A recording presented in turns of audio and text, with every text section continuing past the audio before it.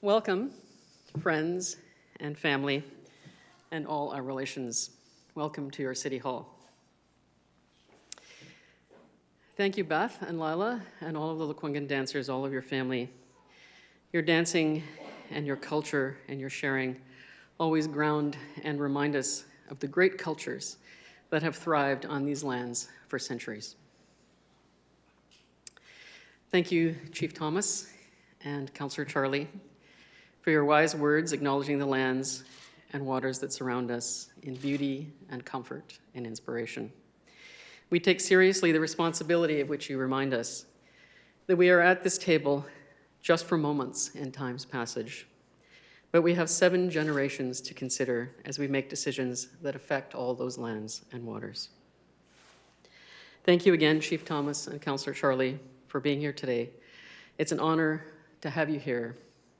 You grace us with your presence as you are the chiefs and representative leaders of all the lands on which our city rests. Thank you for your patience, your generosity, and your willingness to continue our journeys together as we build futures of shared prosperity and resilience. I would also like to thank and appreciate all of the council members with whom I have had the privilege to serve these last 12 years. I know that each and every one of them came to the table in the interest of public service and gave their best. Every new council member that has arrived here today has come with big ideas about what we should do in the next 4 years.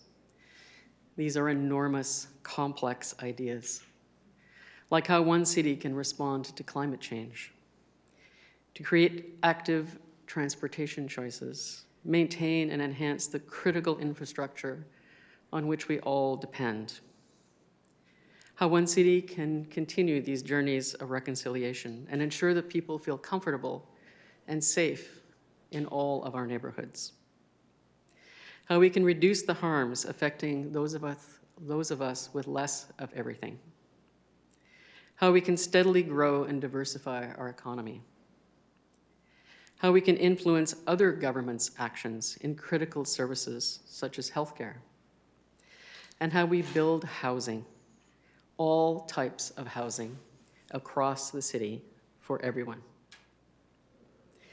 Examining closely the individuals that Victorians have chosen to sit at this table for the next 4 years, I am filled with confidence and excitement and hope. Hope is not a plan, but no plan works without hope. I believe we have a diverse collective of incredibly talented people who will soon learn what is doable, what is possible, and how to make all those complex ideas that may seem impossible achievable, and how all of our ideas need to complement the critically important core services city staff provide to every resident on which they rely every day.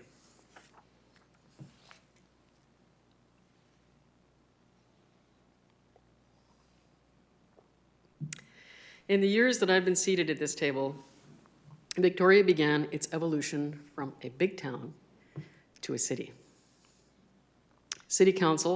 Many city councils have faced changing responsibilities and increasing public expectations and realized the need for greater, closer alliances with regional and provincial partners.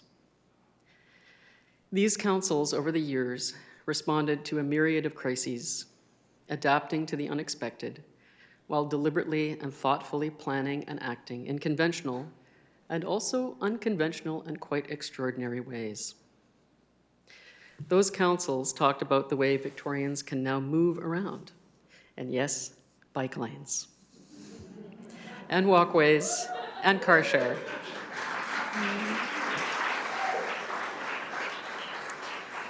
We changed the size and number of spaces in which we live. Many of us now live in smaller and smaller spaces and in greater density. We grew the expectations that we have for public spaces to balance those living spaces. And so we look for more plazas, more green space, more parklets, more recreation options, like that amazing skate park. We changed the way we socialize and work in person and online. And we now have adaptations that we use routinely, that we make every day in the face of climate change, like our regulations of single-use plastics. And we accelerated affordable housing and made it simpler and easier to make homes for people. These are just a few examples of how previous city councils have changed the livability of our city. I believe that the majority of Victorians have been untroubled by the bulk of those actions. And may I suggest that some of them might even have been welcome.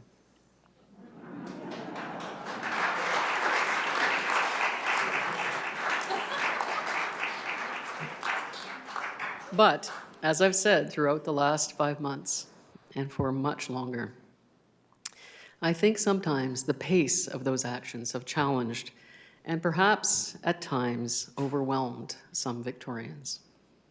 So it will come as no surprise to you, and I think not a little relief, that I believe that there will be time for this council to take a breath, to let the good work now in place and underway operate, to allow some time for city staff and council to observe those operations and make adjustments as needed to ensure that everything is functioning in its highest and best way.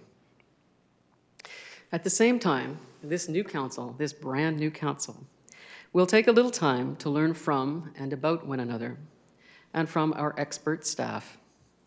A little time to share, absorb, understand, and prepare for the complex, enormous job ahead of us. This work has already begun and will be the focus of the remaining weeks of this year. Only weeks left in this year. We will, of course, address time-sensitive issues and prepare for the heavy work ahead, in particular, the soon work of budgeting and strategic planning. While being an elected leader requires ongoing learning and always demands an open heart, open ears, and an open mind, I'm confident that Victorians recognize the utility of taking this short time to do the initial work necessary to ensure Council's future deliberations are undertaken by Council members who have the foundational knowledge to start making the best informed and most balanced decisions. Looking ahead, there are already items that need our attention and which can be considered as we move through our early learning. We will shortly be considering initial council appointments to external bodies, including the Capital Regional District and neighborhood liaison assignments. Adjustments to our agendas and to time and meeting management are among our first opportunities to stabilize internal and public expectations and ensure that our decisions are made in the manner of best practice, with consideration of staff's capacity to provide and council's capacity to adequately review and consider the hefty volumes of important, relevant information we need to make those decisions.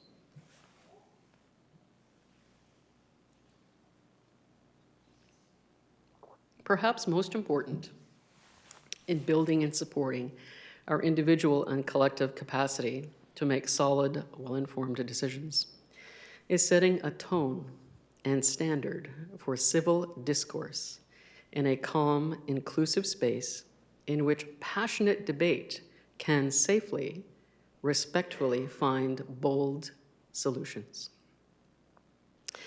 As mayor, it is my obligation to set expectations and standards for and demonstrate that civil discourse, to model principles of general good governance, to facilitate civil exchanges, serving good governance as it operates in the best interest of residents, and to intervene in the absence or degradation of civil dialogue. I will invite my council colleagues to contribute their best efforts to build the rapport needed for an collective like this to work well together for the good of the whole city. And I will also remind our residents that the same expectations of civil social interaction apply when they are engaged with council or city staff.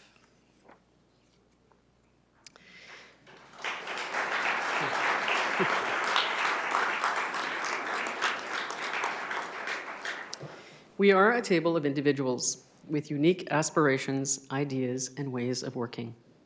We will find ways to take advantage of those individual skills and perspectives as we collaborate to serve the community, to provide open, transparent, sensitive leadership, and to plan and build an inclusive future.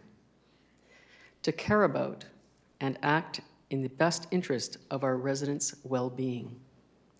To find the ways to realize all of those enormous, complex ideas we've brought to this table to benefit Victorians.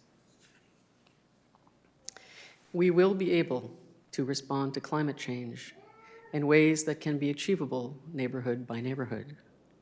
We will expand and create diverse transportation choices because we must, because we can no longer afford to have each one of us in a single vehicle.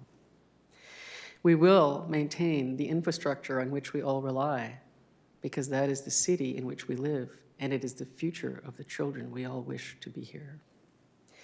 We will continue our journeys of reconciliation with the collaboration of the chiefs and leadership of the two nations on which our city rests, because we must and because it's the right thing to do.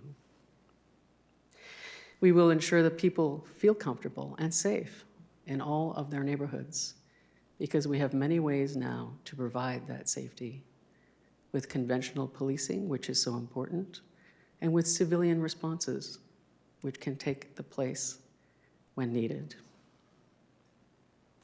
We will work with other jurisdictions to reduce the harm to those with little and ensure that they know that they are our Victorian residents too.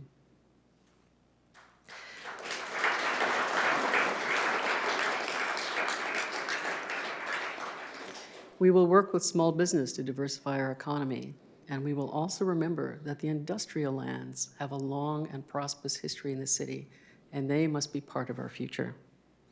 And we will influence other governments, because we must, because we cannot do it all. You can't afford to pay for it all. And so we will look to other governments to help us as we take on more. We will need their help for more. And what will we do? We will build housing. We will build housing. We will build housing.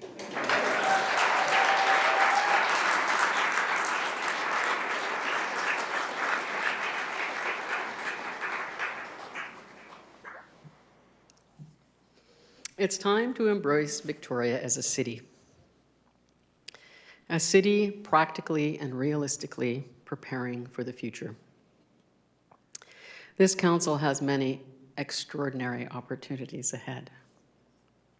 Working with city staff in partnership with our residents, with the support of other governments and allies, to imagine and realize the inclusive, accessible, affordable, tolerant, welcoming city we want our children and grandchildren to call home.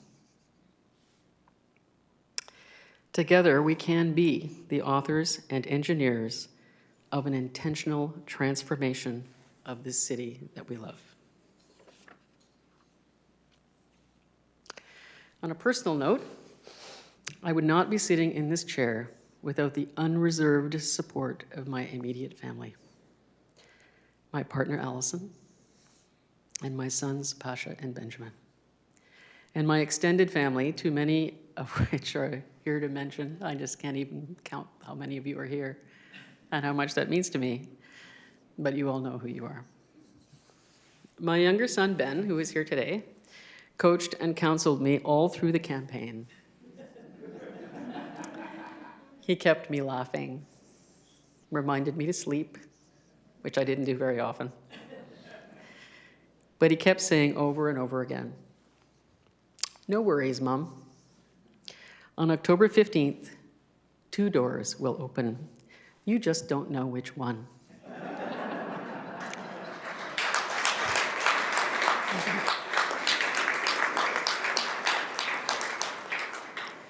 But both will be adventures, and both will let you do more good work.